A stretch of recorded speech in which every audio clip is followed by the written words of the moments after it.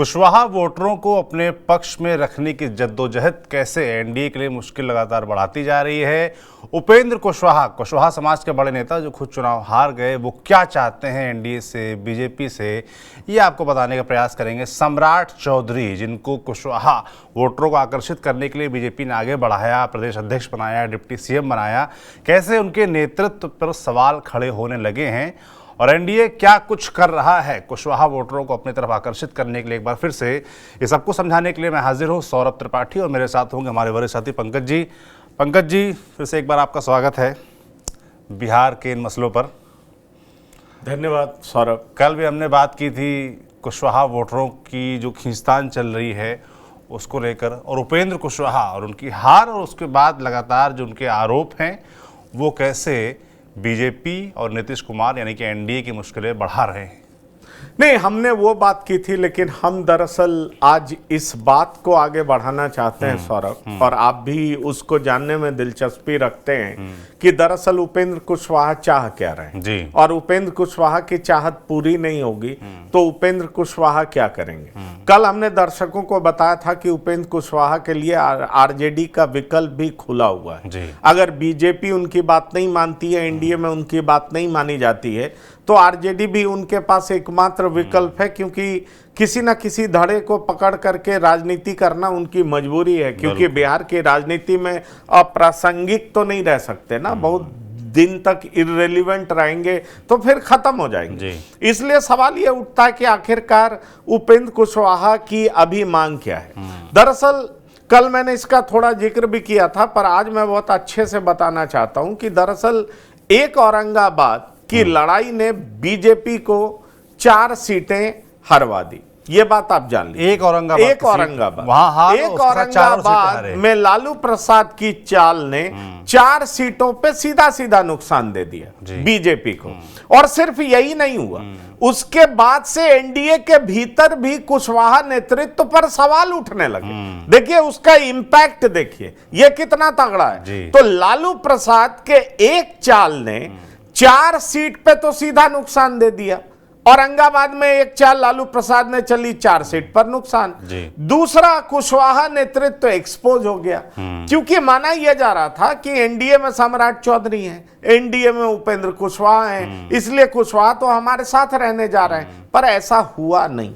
और ऐसा हुआ नहीं तो अब बहुत तरह के सवाल उठने लगे। और सवाल मैं नहीं उठा रहा हूं, सवाल हरी मांझी ने खुले तौर पर सम्राट चौधरी के नेतृत्व को लेकर के उठाया है। कई सारे लोग उपेंद्र कुशवाहा के नेतृत्व को लेकर के भी सवाल उठा रहे हैं, लेकिन सवाल यह उठता है कि उपेंद्र कुशवाहा क्या चाह रहे हैं। यह भी एक बहुत बड़ी बात है, क्योंकि उपेंद्र कुशवाहा की भी चाहत है। वो कह चुके हैं कि मैं हारा नहीं हूं, हराया गया हूं। अब सवाल यह उठता है और आपने जिस सीट का जिक्र किया औरंगाबाद, उसी के जो वहां पर जो लड़े बीजेपी से जो चुनाव हारे, उन्हीं पर वो आरोप लगा भी रहे हैं कि इनकी ही साजिश है, इनकी साजिश से पवन सिंह यहां लड़े और मैं हार गया।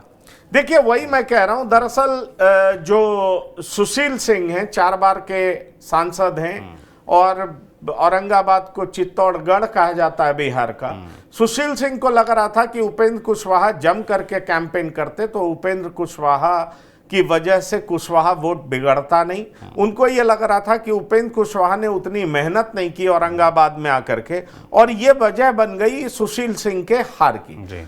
उपेंद्र कुशवाहा के द्वारा यह कहा जा रहा है उनके कैंप के द्वारा कि सुशील सिंह ने ही पवन सिंह को केवल तैयार ही नहीं किया, बल्कि जो हमारे सूत्र बता रहे हैं, बल्कि यह है कि पवन सिंह को बहुत सारा चीज मुहैया भी कराए जो चुनाव के लिए जरूरी होती हैं। और काराकाट का रास्ता सुशील सिंह ने ही पवन सिंह को दिखाया। इसकी बड़ी वजह यह थी कि 2 लाख राजपूत मतदाता है, तो यह सारा किया धरा सुशील सिंह का है। अब इसमें कई तरह के एंगल की चर्चा भी होती है कि दरअसल कहा यह जाता है कि सम्राट चौधरी भी नहीं चाहते थे कि उपेंद्र कुशवाहा जीते, क्योंकि कुशवाहा के बड़े नेता के तौर पर सम्राट चौधरी अपने आप को पदस्थापित करना चाहते थे। और चूंकि उपेंद्र कुशवाहा उनके लिए बड़ी लाइन के रूप में दिख रहे थे, तो उनको लग रहा था कि एनडीए की भारी जीत तो होगी प्रधानमंत्री मोदी के नेतृत्व में, और उसका जीत का सेहरा हमें पहनने को मिलेगा। इस तरह की भी चर्चा है, और ये सारी बातें मैं अपने द्वारा खुद से बोला हुआ नहीं बोल रहा हूं, ये जान लीजिए। मैं कोई इनपुट्स अपनी तरफ से नहीं डाल रहा हूं, ये मैं वो सारी बातें कह रहा हूं जो बिहार की सियासी गलियारों में चल रही हैं और अच्छे अच्छे लोग बोल रहे हैं। ऐसे में सवाल ये उठ रहा है कि जब उपेंद्र कुशवाहा चुनाव हार गए, पहले तो चुनाव के दरमियान वो पवन सिंह को रिकॉग्नाइज ही नहीं करते थे कि आप लोग बेकार तूफान खड़ा कर रहे हैं, हवा खड़ा कर रहे हैं, इस तरह की कोई बात नहीं है। वो उनसे ज्यादा वोट पाए। लेकिन जब वो हार गए उपेंद्र कुशवाहा और उसके बाद उनको समझ में आ गया कि हारने की वजह क्या रही, तो फिर ये समझ में बात आ गई कि हारने की वजह रहे पवन सिंह, और पवन सिंह को किसने खड़ा किया, क्यों खड़ा किया, किस वजह से खड़ा किया, ये सारी रिपोर्ट इन्होंने एनडीए शीर्ष नेताओं को दे दिया।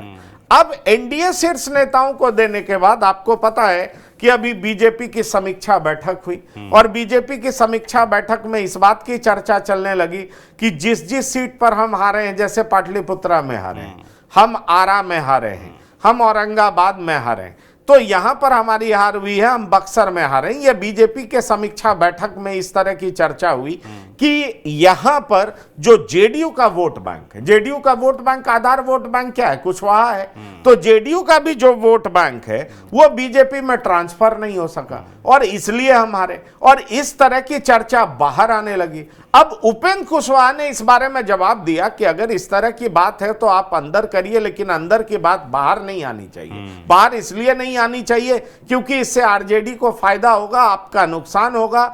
आप समीक्षा कर रहे हैं, कोर्स करेक्शन करिए, उसको ठीक करिए, लेकिन बाहर बातें आने मत दीजिए। अब सवाल यह है कि उपेंद्र कुशवाहा ये भी चाह रहे हैं कि जो बीजेपी के भीतर के लोग थे, जो उनको हराने में लगे हुए थे और जिसके बारे में उन्होंने ये अपना रिपोर्ट बीजेपी के टॉप लीडरशिप को दिया है, टॉप लीडरशिप इस पे कुछ कार्रवाई करती है तब तो ठीक है, और अगर कार्रवाई नहीं करती है तो उपेंद्र कुशवाहा इन दिनों सोशल मीडिया पर बहुत एक्टिव, और ये जान लीजिए उपेंद्र कुशवाहा इस बात को भली भांति समझ रहे हैं कि कुशवाहा वोट बैंक की दरकार एनडीए में किस तरह से, इसलिए कुशवाहा वोट बैंक को संभाले रखने के लिए उपेंद्र कुशवाहा की भी जरूरत एनडीए को है। इस बात का एहसास खुद उपेंद्र कुशवाहा को, इसलिए उपेंद्र कुशवाहा चाहते, देखिए उपेंद्र कुशवाहा ये चाहते हैं कि उनके विरोध में जिन लोगों ने काम किया उस पर कार्रवाई हो। उपेंद्र कुशवाहा ये चाहते हैं कि एनडीए उनको अच्छे जगह पर एकोमोडेट करे, उनको राज्यसभा भेजे, राज्यसभा नहीं भेजे तो कम से कम अच्छे मंत्री पद पर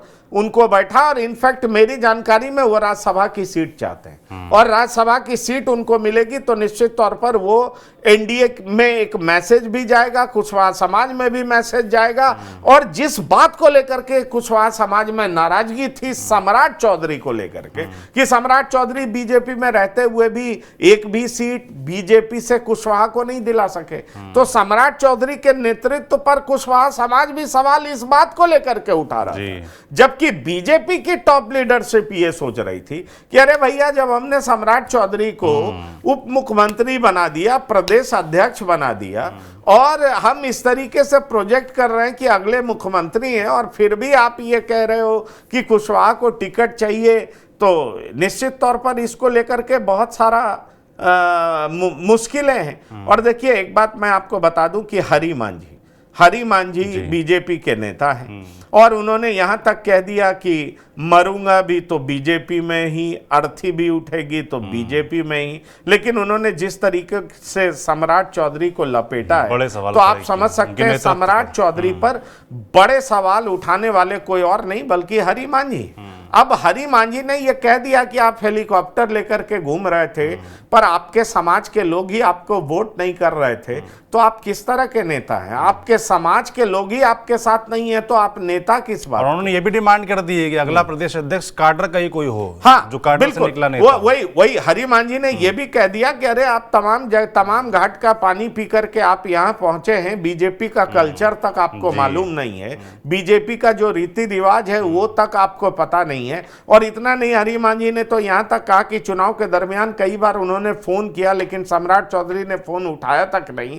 तो इन तमाम तरह के सवालों को एक्स पर कर के जिस तरीके से उन्होंने सम्राट चौधरी को घेरने का प्रयास किया है, तो समझ लीजिए कि सम्राट चौधरी भी घेरे में, और कई ऐसे लोग बीजेपी के अंदर हैं जो उपेंद्र कुशवाहा को भी घेर रहे हैं। कह रहे भाई आप किस तरह के एनडीए के नेता हैं कि आप औरंगाबाद में वोट नहीं दिला सके, आप किस तरह के नेता हैं कि अन्य जगहों पर वोट नहीं दिला सके। क्योंकि देखिए नवादा में भी श्रवण कुशवाहा को उतारा गया, श्रवण कुशवाहा को नवादा में उतारा गया तो कुशवाहा वोट वहां भी बड़ी संख्या में श्रवण कुशवाहा को गया।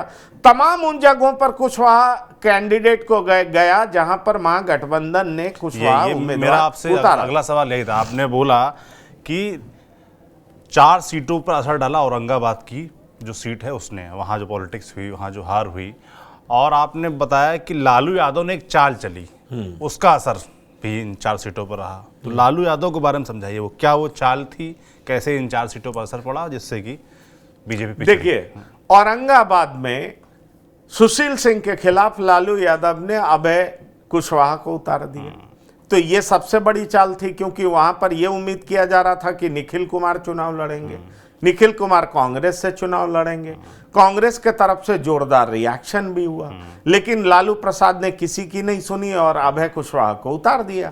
अभय कुशवाहा वहां पर उतरे और अभय कुशवाहा जीत भी गए। जिस तरीके से कुशवाहा की गोलबंदी हुई, फिर यादवों की गोलबंदी हुई, मुसलमानों की गोलबंदी हुई, रविदास आ गए और साहनी ने भी मतदान किया, तो आप समझ लीजिए कि वहां पर सुशील सिंह चुनाव हार गए। सुशील सिंह को ऐसा लगा कि कुशवाहा समाज के बीच में उपेंद्र कुशवाहा अगर आते, और उनका अपील ज्यादा है खासतौर पर शाहाबाद के इलाके में, तो वो, क्योंकि अगर आप 2020 के चुनाव को भी देखेंगे तो शाहाबाद के इलाके में उपेंद्र कुशवाहा की पार्टी ने बढ़िया परफॉर्म किया था, जीत नहीं पाई थी लेकिन बड़ा नुकसान दिया था एनडीए को। तो अब सवाल उठता है कि सुशील सिंह को लगा कि उपेंद्र कुशवाहा ने अपना काम नहीं किया, अब उपेंद्र कुशवाहा को लग रहा है कि उससे ही एडजॉइनिंग काराकाट है, वहां पर पवन सिंह को लाने वाले कोई और नहीं बल्कि सुशील सिंह है। सुशील सिंह ने पवन सिंह को काराकाट दिखाया। इतना ही नहीं, उपेंद्र कुशवाहा के कैंप से तो यहां तक कहा जा रहा है कि सुशील सिंह के द्वारा उनको रुपए, पैसे, गाड़ी वगैरह तमाम चीजें मुहैया कराई कि आप आइए यहां से चुनाव लड़िए और इनको हराइए। हद तो तब हो गई कि जब मैं कुछ लोगों से बात करता हूं तो उनका तो यहां तक कहना है कि सुशील सिंह के पीछे भी सम्राट चौधरी खड़े थे शुरुआत में। इस तरह की बात उड़ने लगी फिजा में कि दरअसल उपेंद्र कुशवाहा को हराने वाले कोई और नहीं, सुशील सिंह तो हैं लेकिन उनके पीछे भी सम्राट चौधरी खड़े। ऐसे इस बात में कितनी सत्यता है, सम्राट चौधरी ने कई बार इससे इनकार किया है। और आपको बता दें कि जिस तरीके से एनडीए के बड़े नेता काराकाट में लगातार देखे गए, प्रधानमंत्री गए, गृह मंत्री गए और वहां पर उन्होंने चुनावी सभा की, रक्षा मंत्री राजनाथ सिंह गए, सब लोगों ने प्रयास किया लेकिन किसी का प्रयास फलीभूत होता नहीं दिखा। तो अब देखिए हुआ क्या कि यहां पर अभय कुशवाहा उतरे, सुशील सिंह हार गए। उसका परिणाम हुआ कि पवन सिंह काराकाट पहुंच गए। पवन सिंह को राजपूतों ने वोट दे दिया क्योंकि राजपूतों का गुस्सा इस बात का था कि भाई औरंगाबाद में कुशवाहा ने सुशील सिंह को वोट नहीं दिया। तो अब जो काराकाट का गुस्सा था वो आरा में दिखाई पड़ा कि आरा में आरके सिंह को कुशवाहा ने वोट नहीं दिया।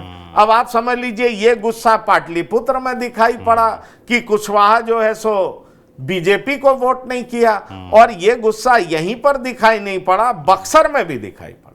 तो आप देखिएगा कि शाहाबाद और भोजपुर की सीटें जो बीजेपी हार गई बड़ी संख्या में, और खास तौर पर यह 7वें फेज का चुनाव था। पहले फेज का रिएक्शन 7वें फेज में इस कदर जबरदस्त हुआ कि एक औरंगाबाद ने कई सीटों को लपेट दी, आप ये जान लीजिए, और उस सब जगह हार हो गई। आरा हार गए, बक्सर हार गए, पाटलिपुत्र हार गए, काराकाट हार गए, और हारे किस वजह से? तो औरंगाबाद की वजह से। तो लालू यादव की प्लानिंग वहां थी और उसका रिएक्शन देखिए कई जगह निकला। लालू यादव की प्लानिंग और जगह पर भी थी। लालू यादव ने अशोक महतो की शादी करवा दी कि तुम शादी कर लो, अपनी पत्नी को चुनाव में उतार देना, और मुंगेर में उन्होंने अपनी पत्नी को उतार दिया। अनीता देवी जो कि अशोक महतो कुख्यात डॉन है, आप ये समझिए कि उनका इफेक्ट नवादा में भी दिखने लगा। श्रवण कुशवाहा चुनावी मैदान में थे, लेकिन लालू प्रसाद यादव ने भरपूर प्रयास किया कि उस दौर में लेकर के चले जाएं इन जगहों पर जहां 90 के दशक में इस तरह की बातें होती थी। ये बात और है कि एनडीए में नेता चूंकि नीतीश कुमार थे, इसलिए इस तरह की बात उस स्तर तक नहीं जा सकी, लेकिन कोशिश तो लालू प्रसाद ने किया ही। बेगूसराय में भी किया, मुंगेर में भी किया, नवादा में भी करने का प्रयास किया, लेकिन वो हो नहीं पाया। पर बहुत हद तक उसका असर तो देखा गया। श्रवण कुशवाहा को खड़ा किया, कुशवाहा का वोट तो तोड़ लिया। अगर आरजेडी से वहां विद्रोही खड़ा नहीं हुआ होता, आप कह लीजिए आरजेडी के नेता ही वहां खड़े नहीं हुए होते, जिनकी नवादा की राजनीति पे अच्छी खासी पकड़ है, तो आप समझ लीजिए मुश्किल हो जाता वहां भी बीजेपी के लिए, खासतौर पर नवादा से चुनाव जीतना। और आप देखिए ललन सिंह भी 80-81 हजार से जीते, तो यहां भी अगड़ा पिछड़ा करने की कोशिश की गई। आप देख लीजिए गिरिराज सिंह भी 80-81 हजार से जीते, यहां भी अगड़ा पिछड़ा करने की कोशिश की। इस टैक्टिक्स का असर हो सकता है कि सीटों पे उतना कन्वर्ट नहीं हुआ, मगर जब वोट परसेंटेज देखते हैं आप और वोटों का अंतर देखते हैं पिछली बार के मुकाबले, तो आपको नजर आता है कि चीजें बदली हैं। वोट परसेंटेज जो घटा है, जो वोट का अंतर घटा है, जीत का अंतर घटा है, वो बताता है कि कई जगह चीजें काम की हैं। वोट जीत में कन्वर्ट नहीं हो पाया। निश्चित तौर पर आप वही मैं कह रहा हूं कि जो हार जीत का अंतर 2 लाख, 2.5 लाख, 3 लाख, 4 लाख, वो लाख के भीतर समटा गया है, तो वो तो बहुत जो हार का मार्जिन है वो बहुत कम हो गया है ना। बिल्कुल। और वो कम हो गया है तो विधानसभा चुनाव में वो किस तरह का असर दिखाएगा, उसकी चिंता तो होगी ही ना। और इसीलिए समीक्षा बैठक बीजेपी ने किया है, तो 29 जून को जेडीयू दिल्ली में समीक्षा बैठक कर रही है। अब समझिए जेडीयू दिल्ली में समीक्षा बैठक करेगी, और समीक्षा बैठक में फिर जेडीयू किस निष्कर्ष पर पहुंचती है, क्योंकि एक बात तो बहुत साफ दिखाई पड़ता है कि कल ही कई सारे ब्यूरोक्रेट्स का ट्रांसफर पोस्टिंग हुआ है। तो अब नीतीश कुमार विधानसभा चुनाव को लेकर के बेहद एक्टिव नजर आते हैं, और उस एक्टिवनेस का परिणाम ये होगा कि उनकी कोशिश होगी कि विधानसभा चुनाव से पहले हर उन चीजों को मजबूत किया जाए जो कि तेजस्वी यादव के बढ़ते कद को रोक सके, और नीतीश कुमार एक बार फिर से मुख्यमंत्री की कुर्सी पर लौट सके। क्योंकि अब एनडीए में एक चीज बड़ा क्लियर हो चुका है कि इस बार का भी चुनाव नीतीश कुमार के नेतृत्व में ही लड़ा जाएगा। तो ये चीजें बहुत साफ साफ वहां पर दिखाई पड़ रही हैं। पर इन सब के बीच एक बात बहुत साफ हो गया है कि कुशवाहा नेतृत्व को लेकर के सवाल उठने लगे। अगर सवाल सम्राट चौधरी पर उठ रहे हैं, तो सवाल उपेंद्र कुशवाहा पर भी उठ रहा है कि आप एनडीए में थे, लेकिन आपने एनडीए को वोट उस तरीके से आप दिलवा नहीं पाए। आप एनडीए में थे, लेकिन आपका करिश्मा कहीं पर दिखा नहीं। एनडीए में आप थे, लेकिन आप अपनी जाति के भी नेता नहीं हैं।